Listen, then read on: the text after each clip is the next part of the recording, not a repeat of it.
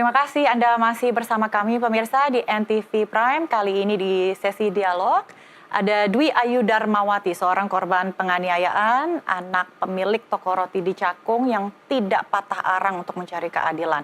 Setelah kasusnya mengendap selama 2 bulan, bahkan sempat diperas oleh pengacara, titik terang kini menghampiri Ayu.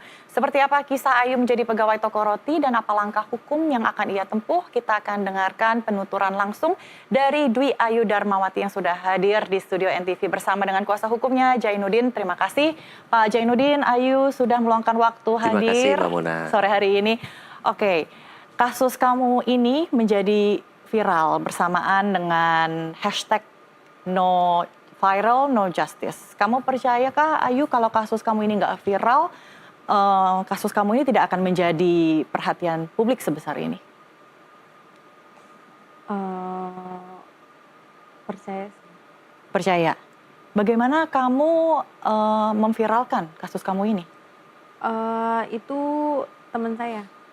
Oke, apa yang dilakukan? Memposting di TikTok. Posting di TikTok.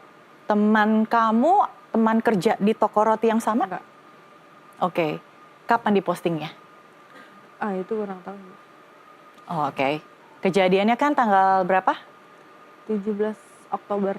Oke, 17 Oktober. Kemudian kamu kurang tahu kapan teman kamu memposting video itu. Lalu kapan kamu mengetahui video kamu itu viral? Baru-baru ini, kayak bulan-bulan ini. Bagaimana cara kamu mengetahuinya? Kok bisa tahu kalau misalnya kasus kamu ini jadi viral? Kan saya main TikTok juga ya, jadi saya tahu. Terus Oke. ada info-info juga dari teman-teman. Bagaimana sampai kasus kamu ini dibawa ke RDP DPR? Di situ Partai Gerindra sama anggota staf DPR datang ke rumah saya. Kapan ini? Sebelum apa? Itu RDP-nya kan hari Selasa ya, kalau nggak salah ya Pak ya? Senin ya. Tanggal 17. Oh, jadi hari Senin datang langsung ke rumahmu? Ngundang buat datang ke gedung DPR. Oke, kaget nggak waktu itu? Kaget banget. Persiapan kamu apa? Siapin mental juga ya buat ngomong. Terus ya itu aja sih menurut saya. Kayak siapin mental buat ngomong. Ada konsultasi sama Pak Jainuddin? Konsultasi pasti ada ya. Karena secara kan dia juga yang lebih ngerti gitu. Konsultan hukummu. Oke. Tapi ngomong-ngomong ini Pak Jainuddin bukan pengacara yang bodong itu kan? Pak Jainuddin pengacara yang keberapa? Ketiga. Yang ketiga. Iya. Jadi ada 2 yang pertama. Oke, sekarang saya akan flashback sedikit ya. Yuk, kamu kan menerima kekerasan penganiayaan itu kan tanggal 17 Oktober. Terus setelahnya apa yang kamu lakukan? Pada abis dari itu kan saya dibawa ke klinik dulu. Abis dibawa ke klinik, hari itu juga saya cari pelaporan, bikin pelaporan. Di situ setelah pelaporan baru visum. Awalnya di Polsek daerah Rawamangun, tapi karena di situ kan emang bukan tugasnya, jadi saya diusul ke Polsek Cakung. Di situ ini tanggal berapa yuk? Tanggal 18. Tanggal 18, oke. Di situ karena Polsek Cakung juga tidak memadai, jadi Polsek Cakung ngusul ke Polres Jakarta Timur. Di situ saya bikin laporan dan laporannya diterima dan diajak untuk visum, dianterin. Oke. Pada saat kamu melapor, kamu membawa apa? Bawa baju bukti yang ada darahnya. Bawa baju bukti yang ada darahnya. Oke. Lalu selain itu barang bukti lainnya? Belum ada karena belum sempat ke foto-foto. Oke. Video, kan pada saat kejadian itu ada yang memvideokan ya? Apakah itu juga dibawa pada saat kamu membuat pelaporan? Enggak. Nggak dibawa? Kenapa nggak dibawa? Karena saya nggak kepikiran buat, tapi kita udah ngomong kalau kita tuh ada videonya kayak gitu. Oke. Dan ketika kamu membuat laporan ke polisi, kondisi kamu saat itu seperti apa? Apakah masih ada luka lebam atau bagaimana? Masih ada luka lebam karena kan dari tanggal 17 ke 18 kan nggak mungkin kan lukanya langsung hilang. Jadi sampai ada perban-perban aja tuh saya. Oke, jadi ada perban atau ada bekas jahitan atau bagaimana? Di perban aja soalnya harusnya dijahit tapi saya nggak mau. Oke, jadi kamu melapor ada barang bukti baju yang berdarah itu, lalu juga ada luka di kepala ya pada saat kamu membuat laporan. Lalu respons kepolisian pada saat itu bagaimana? Ya dia nerima lapornya dengan baik juga, terus juga kan dia juga yang ngusulin langsung habis selesai bikin surat pelaporan langsung ke visum. Di hari yang sama? Di hari yang sama. Oke. Setelah itu? Setelah itu pas visum langsung disuruh pulang, diizinin pulang. Oke. Itu kamu masih ingatkah sudah jam berapa? Selesai visum jam 6 pagi. Selesai visum jam 6 pagi tanggal 18? Oke. Apakah kamu tahu di hari yang sama polisi juga melakukan olah TKP ke tempat? Nggak tahu. Ke toko roti? Nggak tahu. Tidak tahu. Saat polisi melakukan TKP, setelah kamu menyelesaikan visum, kamu kemana? Pulang. Pulang ke rumah? Jadi tidak mengetahui di hari yang sama polisi melakukan olah TKP. Oke, di tempat kejadian. Oke. Setelah tanggal 18, seperti apa komunikasi dengan pihak kepolisian?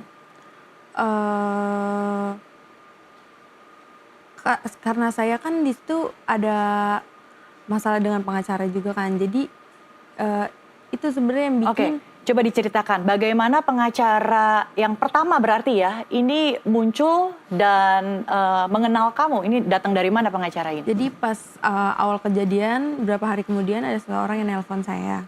Bilangnya dari LBH utusan dari Polda. Atensi dari Polda. Nah, di situ saya kan nggak ngerti, jadi saya percaya aja. Akhirnya saya sempat tanda tangan surat kuasa juga. Setelah pertemuan kedua, surat kuasa dalam arti ketika polisi ingin berkomunikasi dengan kamu melalui advokat tersebut? Ya betul. Oke. Setelah itu pertemuan kedua dengan si pengacara ini, dia ngakuin kalau dia tuh disuruh oleh bos saya untuk menyelesaikan kasus ini gitu. Tapi karena mama saya yang kayak kok kayak gini kayak gitu, akhirnya mama inisiatif untuk ganti pengacara. Oke. Nah ini pengacara kedua awalnya dia lancar-lancar aja, tapi setiap ada info dari kepolisian datang ke rumah ngasih info minta duit sampai mama udah habis-habisan. Oke. Sebentar lagi pertama satu-satu dulu ya. Jadi pengacara yang pertama itu kira-kira datang menelpon di sekitar bulan akhir Oktober. Yes. Oke. Dan memperkenalkan diri awal-awalnya adalah utusan dari Polda. Kemudian ia langsung mengakui kalau ia sebenarnya disuruh oleh bos saya. Oleh bos kamu. Oke. Tapi dia bilang itu jangan sampai ada yang tahu. Jangan sampai ada yang tahu kalau disuruh oleh bos saya. kamu, mantan bos kamu itu. Oke. Lalu karena kurang nyaman dengan keadaan seperti itu, kemudian ibu kamu mengganti pengacara ke, bagaimana kamu mengenal, siapa yang merekomendasikan pengacara yang kedua ini? Mama sih yang ini nyari, dia katanya sih direkomendasiin lewat ya teman-temannya mungkin atau dari tetangga apa enggak, saya juga kurang ngerti. Pokoknya tiba-tiba udah ada tuh yang pengacara kedua. Oke. Selanjutnya, kemudian ia meminta semacam uang operasional ya, sehingga betul. Mama kamu harus habis-habisan duitnya dan akhirnya menjual motor satu-satunya. Berapa lama kamu menggunakan atau memakai jasa pengacara yang kedua ini? 2 bulan ya, sampai akhirnya ada Pak Jainuddin itu pas Pak Jainuddin mau bantu saya aja, saya tuh sebenarnya masih pakai jasa dia, tapi pas disuruh datang ke Polres, pas banget Pak Jainuddin juga mau bantu saya, di situ dia nggak bisa dihubungin.